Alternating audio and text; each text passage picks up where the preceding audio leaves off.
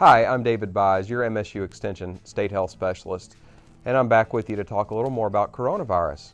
We're hearing a lot of terms about coronavirus thrown around in the media and elsewhere, and to help us better understand some of those terms, I'm joined by my colleague, Dr. Will Evans. Thanks for coming in, Dr. Evans. Thank you. Thank you for inviting me. Happy to have you here today. So to start with, we're hearing sometimes coronavirus, COVID-19, novel coronavirus, nCoV. Help us understand, what are there differences here? Are they the same thing? What do they mean? Yes, it's basically the same thing. And the coronavirus has kind of had its evolution of abbreviations now.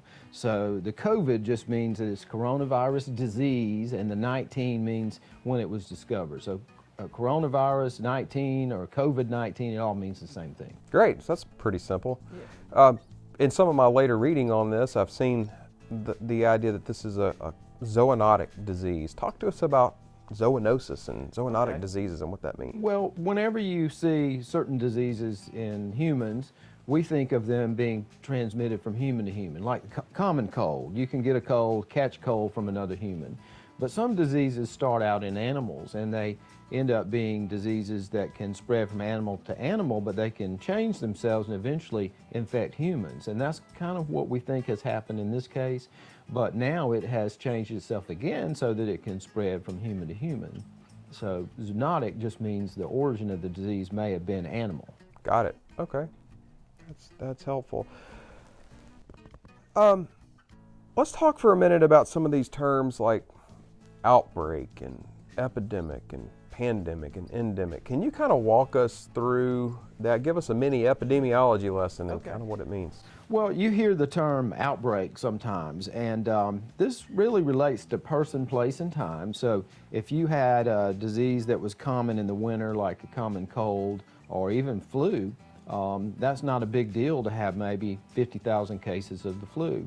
But if this happened in July and there were 100 cases, a person may call that an outbreak because it's unusual for that particular time of the year.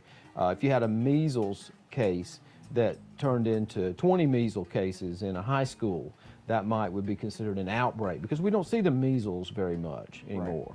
Right. And so we use that term to mean that a disease has kind of become a little bit more common than what is typical for person, place, and time. So you hear the term endemic, meaning that a disease is common during that time of the year or always around. A common cold is endemic. Somebody always has a cold. And then you hear the term epidemic, meaning that it has spread, means around. Epi means around. And so it means that a disease has spread and it has become commonplace in either a community or a state or a country. And you're hearing the term now used a bit referring to pandemic, meaning that this particular infection might be seen globally or worldwide. So that's the difference, endemic versus epidemic versus pandemic. Right. No, we don't need to panic anytime. We don't need to get up in arms. We do need to stay focused on those preventive measures that we hear talked about so often. You know, some of the things that we're talking about through Extension quite a bit are things like hand washing, hand hygiene, and you're seeing that everywhere from the Surgeon General, World Health Organization on down. We talk about that all the time.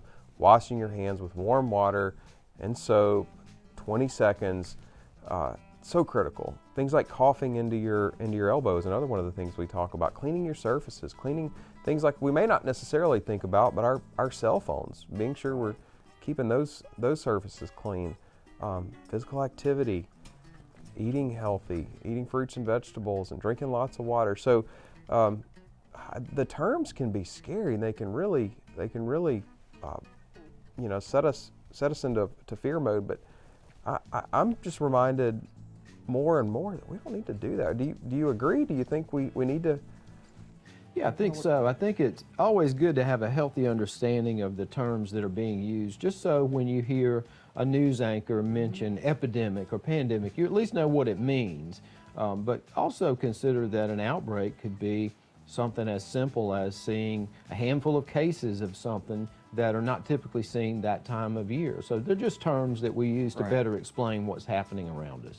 Good deal. Well, is there anything else you want to leave our viewers with? I think you covered it. I think we just want to do the things that we already know are good to help prevent the spread of an upper respiratory virus like the flu or even the common cold. If we do those things, we'll be doing a lot toward trying to prevent the spread of this disease. Good deal. Well, thank you all for joining us on this installment of our conversations about COVID. We look forward to having you back with us next time, and stay vigilant and stay healthy.